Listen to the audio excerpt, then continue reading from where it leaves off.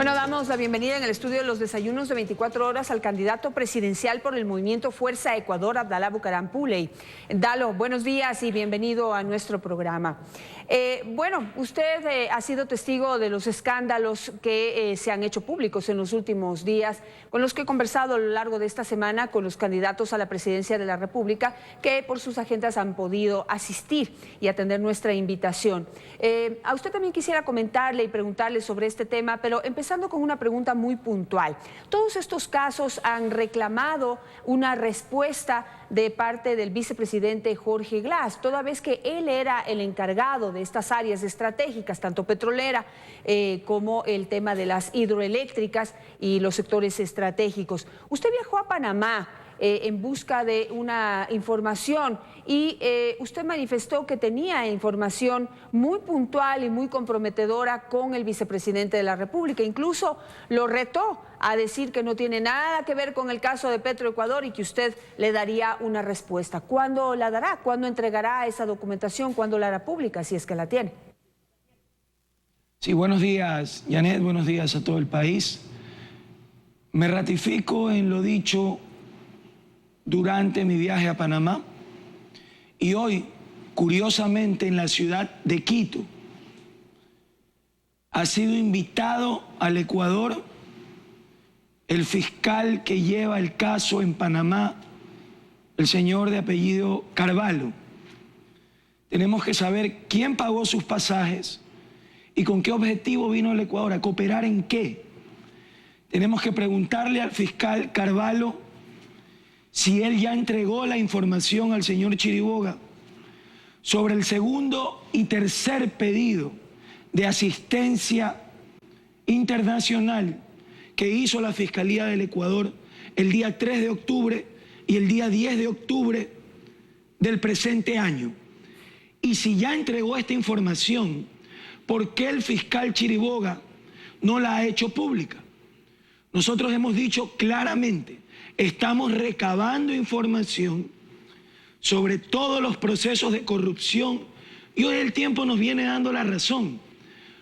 Todos los temas que tienen que ver con los sectores estratégicos, liderados por el actual vicepresidente Jorge Glass, están contaminados de una corrupción que ya tiene hasta mal olor y que el gobierno se empecina en tapar, que el gobierno se empecina en proteger y busca lanzar la responsabilidad a otros sectores. Ahora hablan del prófugo de la justicia y del corrupto Carlos Pareja Yanuseli, quien estuvo 10 años en este gobierno, quien fue uno de los más cercanos colaboradores del señor Jorge Glass. Pero cuando en este país exista una justicia transparente, existan instituciones del Estado independientes, entonces podremos realmente decirle al país quiénes son los peces gordos de la corrupción y podremos realmente judicializar estos temas sin venganza, sin odio, pero sí que brille la justicia y se acabe la impunidad que este gobierno ha mantenido en esta década. Vamos poco a poco con lo que usted acaba de decir. Pedidos de información a Panamá en octubre de este año que todavía no se han hecho públicos.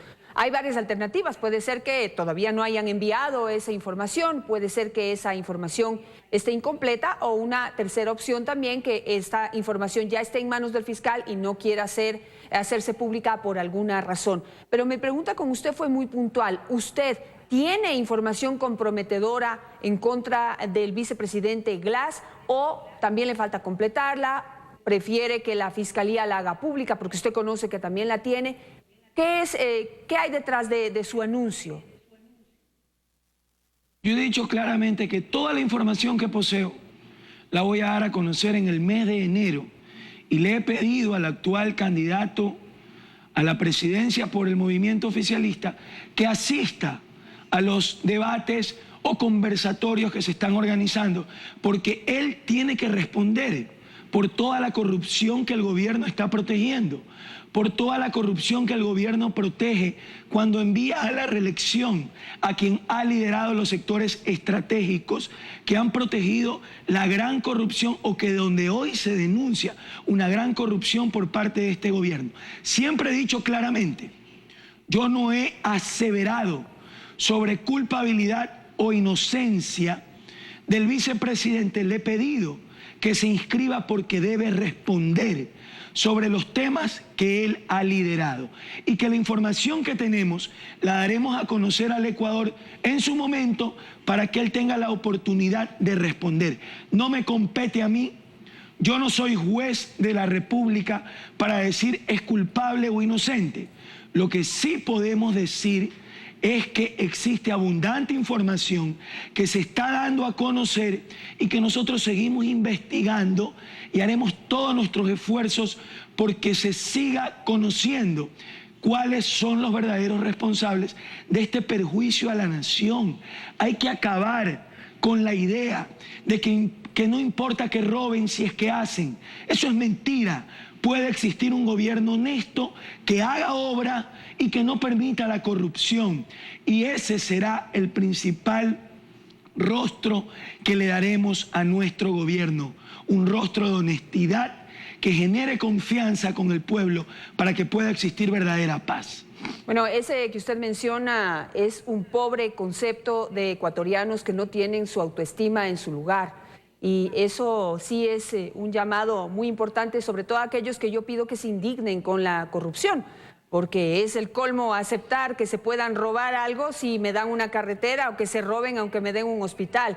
Eso es no tener la autoestima en su lugar. Hay que exigir que las autoridades sean honestas y cumplan con su deber, que es hacer obras, sobre todo si se tiene una bonanza como la que se tuvo en nuestro país.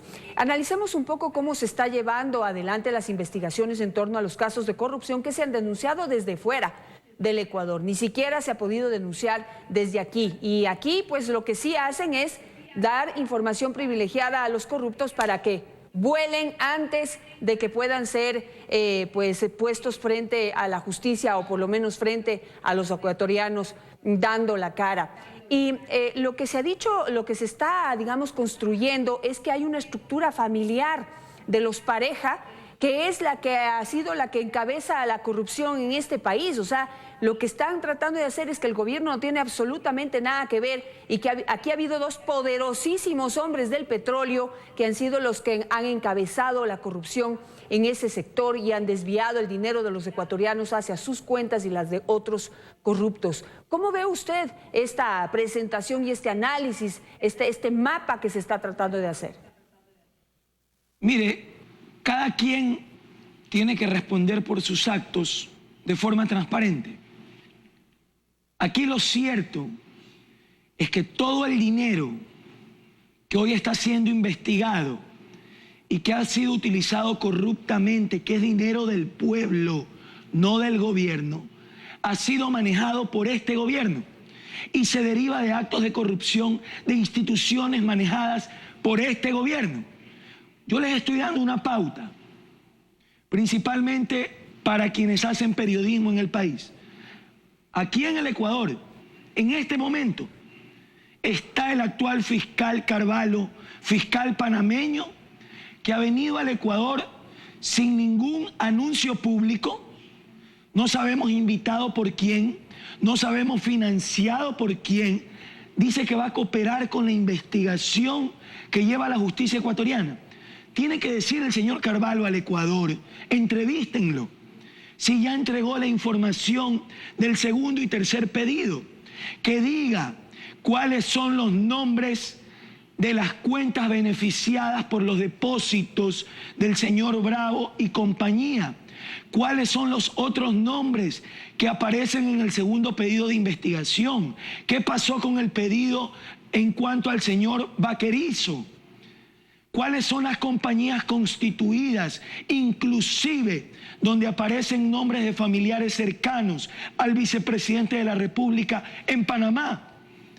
Tiene que decirnos el fiscal panameño que lleva este caso y que extendió la investigación que pedía el fiscal ecuatoriano, que era solo por tráfico de influencias, y el señor Carvalho le dijo, no, aquí hay enriquecimiento ilícito, aquí hay blanqueamiento de dinero.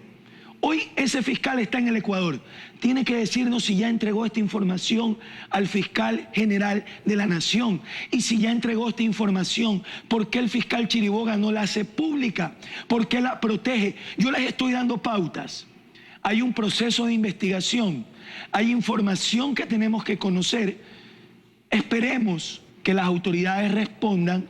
Y en el mes de enero nosotros la información que tenemos la daremos a conocer al Ecuador para que juzguen y para que los miembros del gobierno puedan responder sobre estos actos. Bueno, usted ha hecho algunas preguntas claves, sin embargo, pues se le puede preguntar al fiscal y él sabrá qué responder, sí o no, o tal vez, o no les puedo decir.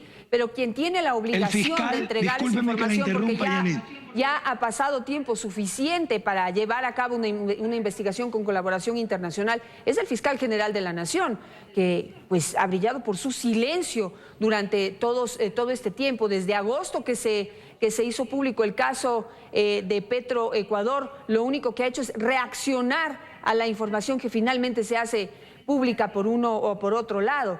Ya necesitamos un fiscal que realmente se adelante y pueda brindarnos información privilegiada sobre una verdadera lucha contra la corrupción y no lo que se está haciendo en este momento en el Ecuador. El fiscal dijo ante la Asamblea Nacional que él no había recibido el segundo pedido y el tercer pedido de asistencia internacional. Sería muy grave que un fiscal general de la Nación esconda información. Sería gravísimo que mienta ante el Poder Legislativo. Y esos son temas que hoy tenemos que investigar, más aún cuando está presente el fiscal panameño que lleva la investigación de todos estos actos de corrupción comprobados del actual gobierno y el cual el gobierno se esfuerza por proteger. Todo este dinero causa un perjuicio muy grave al Ecuador. De aquí y de toda esa abundancia de dinero que ha ido a bolsillos de miembros de este gobierno, se pueden construir propuestas principalmente para los pobres. Y es lo que nosotros estamos haciendo. Se está perdiendo un altísimo porcentaje en corrupción porque el gobierno ha decidido no fiscalizar a los miembros de su entorno. Durante los últimos días hemos escuchado una fuerte campaña publicitaria, sobre todo en radio, en donde se envían mensajes a la población diciendo que son casos de corrupción aislados y que la corrupción denunciada en este gobierno no se puede comparar con la corrupción producida en gobiernos anteriores. ¿Cuál es su visión sobre esa campaña que ahora se está haciendo y esa visión que se le trata de dar al ecuatoriano sobre la corrupción en este gobierno?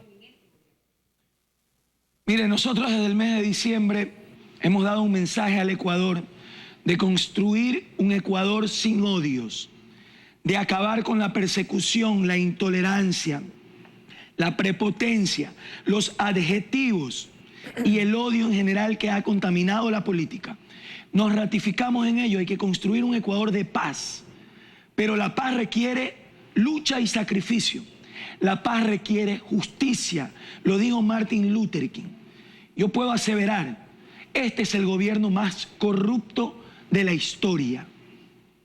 Este es el gobierno más corrupto de la historia.